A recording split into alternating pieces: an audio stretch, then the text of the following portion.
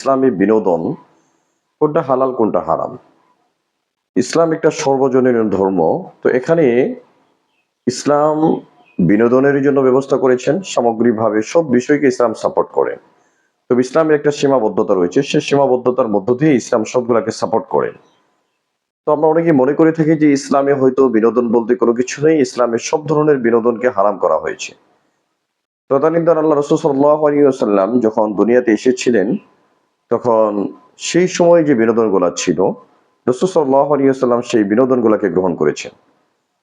আম্মা জান আয়েশা রাদিয়াল্লাহু তাআলা, বুখারীর হাদিসের মধ্যে আসছে যে আম্মা জান আয়েশা রাদিয়াল্লাহু তাআলা আনহা রাসূল করিম সাল্লাল্লাহু আলাইহি ওয়াসাল্লামের কাঁধে তার মাথা রেখে, তার থুতনি রেখে মসজিদে নববীর পাশেই হাফসার দেশের লোকেরা তারা ঈদের দিন তরবারি দিয়ে তারা নেজা খেলতেছিল। তো আল্লাহ রাসূল সাল্লাল্লাহু আলাইহি ওয়াসাল্লাম আম্মা জান আয়েশাকে সে খেলা দেখিয়েছেন। ইভেন আল্লাহ রাসূল সাল্লাল্লাহু আলাইহি ওয়াসাল্লাম নিজেও মাঝে মাঝে দৌড় প্রতিযোগিতা করেছেন আম্মা জান আয়েশা রাদিয়াল্লাহু তাআলা আনহার সঙ্গে। প্রথমবার আল্লাহ রাসূল সাল্লাল্লাহু আলাইহি ওয়াসাল্লাম এই দৌড়ে তিনি ফার্স্ট হয়েছিলেন। দ্বিতীয়বার আবার আয়েশা রাদিয়াল্লাহু তাআলা আনহাকে ফার্স্ট করে দিয়েছিলেন। তো ইসলামের মধ্যে বিনোদন এটা অত্যন্ত গুরুত্বপূর্ণ একটি জিনিস। ইসলামে বিনোদন রয়েছে। কারণ আল্লাহ রাব্বুল আলামিন এই ইসলাম ধর্মটাকে এমনভাবে তৈরি করেছেন যে আল-ইয়াওমা আকমালতু লাকুম দীনাকুম ওয়া আতমামতু আলাইকুম নি'মাতি ওয়া রাদীতু লাকুমুল ইসলামা দীনা। আল্লাহ তাআলা কোরআনের মধ্যে বলেছেন যে আমি আজকের দিনে তোমাদের ধর্মকে পরিপূর্ণ করে দিলাম। আমার যত নিয়ামত আছে সবগুলাকে দিয়ে দিলাম এবং ধর্ম হিসেবে একমাত্র ইসলামকে মনোনীত করলাম। সুতরাং আল্লাহ রাব্বুল আলামিনের এই মেসেজের মাধ্যমে আমরা জানতে পারি যে ইসলাম একটা পূর্ণাঙ্গ জীবন ব্যবস্থা। সুতরাং এখানে বিনোদন থাকবে না, এটা কেমন বিষয়? ইসলামে বিনোদন রয়েছে, তবে বিনোদনের একটা সীমাবদ্ধতা রয়েছে। ইসলাম হালাল বিনোদনকে অবশ্যই সাপোর্ট করে। তবে ওই সমস্ত বিনোদন যে সমস্ত বিনোদনের মধ্যে জুয়ার ব্যবস্থা রয়েছে, কারণ হাদিসের মধ্যে আল্লাহ রাসূল সাল্লাল্লাহু আলাইহি ওয়াসাল্লাম বলেছেন, কোন ব্যক্তি যদি বলে তাল উকামিরুকা, আসো জুয়া খেলি, তা আল্লাহ রাসূল সাল্লাল্লাহু আলাইহি ওয়াসাল্লাম তার ব্যাপারে বলেছেন ফালা ইউসাদ্দিক, সে যেন সদকা করে। ফালা ইউসাদ্দিক, সে যেন সদকা করে।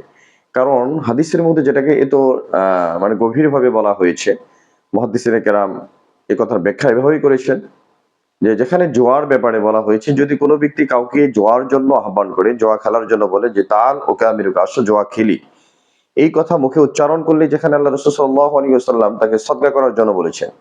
সুতরাং যারা জুয়া খেলে সময় নষ্ট করে, টাকা অপচয় করে, হ্যাঁ, তাদের ব্যাপারে কত বড় ধ্বংস হতে পারে। কারণ আল্লাহ তাআলা কোরআনের মধ্যে বলেছেন ফাকুলু ওয়াশরাবু ওয়ালা তুসরিফু, অর্থাৎ তোমরা খাও পান করো কিন্তু অপচয় করিও না। এখানে অপচয়ের ব্যাপারে আল্লাহ তাআলা নিষেধ করেছেন। সুতরাং একেকটা ইভেন্টের মধ্যে যে পরিমাণ টাকা অর্থ সম্পদ খরচ করা হয় বা ব্যয় করা হয়, সেগুলো আমাদের দেখার চিন্তা করা দরকার যে এখানে কি পরিমাণ টাকা ইনভেস্ট করা হচ্ছে।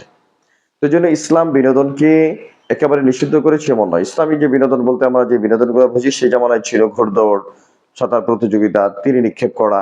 তো বর্তমানে সেই জামানাটা আমরা অনেক আগে ক্রস করে এসেছি। মানে ওই জামানা তো এখন বর্তমানে নেই। এখন বর্তমানে হচ্ছে একবিংশ শতাব্দীতে আমরা দাঁড়িয়ে এখানে যে সমস্ত সামরিক প্রশিক্ষণ নেয় আমাদের সন্তানরা এবং বিভিন্ন দেশের সেনাবাহিনী, মিলিটারি যারা রয়েছেন তারা সামরিক প্রশিক্ষণ নেয়। তো সামরিক প্রশিক্ষণের মধ্যে যে সমস্ত জিনিসের ব্যবহার করা হয়, সেই জিনিসের শক্তিমত্তা অর্জন করা, এটাও হচ্ছে একটা বিনোদন বা এটাকেও একটা আ শারীরিক কাসরত বলা চলে। এতে কোনো সন্দেহ নেই।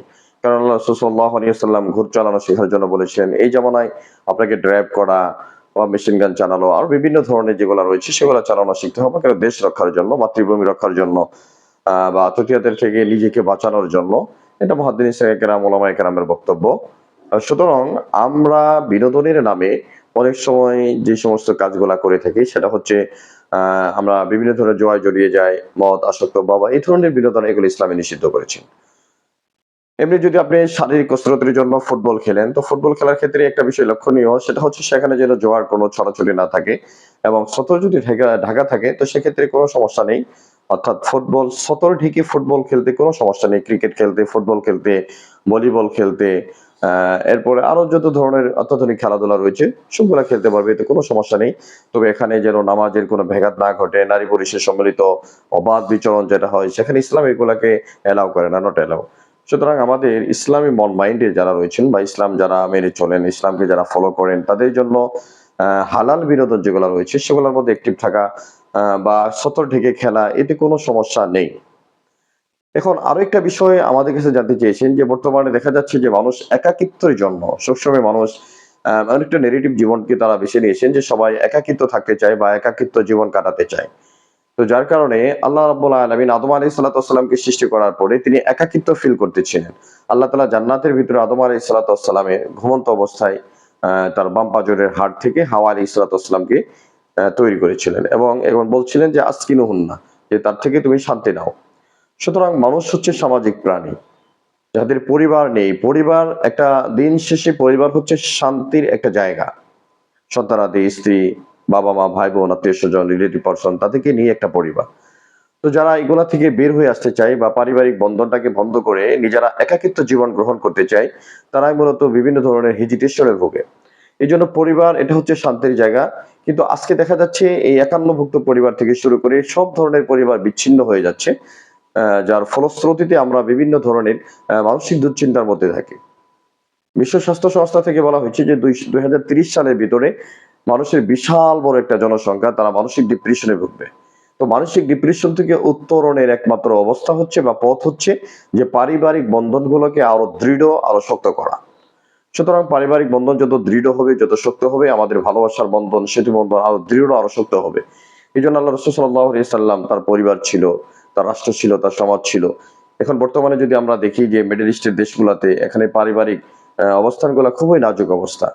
এজন্য বিভিন্ন পত্র-পত্রিকার বরাত দিয়ে বলা যায় যে সেখানে যে রিপোর্টগুলো আসে সেখানে আমরা দেখতে পাচ্ছি যে পরিবারের ভাঙ্গনগুলো আমাদের খুব ব্যথিত করে।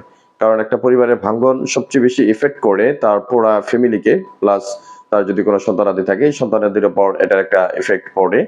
এইজন্য আমরা পরিবারের বন্ধনগুলোকে যদি শক্তিশালী করা যায়, আমাদের পারিবারিকভাবে বিনোদন, রাষ্ট্রীয়ভাবে বিনোদন, বিনোদনের মধ্যে অংশগ্রহণ করা, এতে কোনো ইসলামী কোনো বাধা নেই।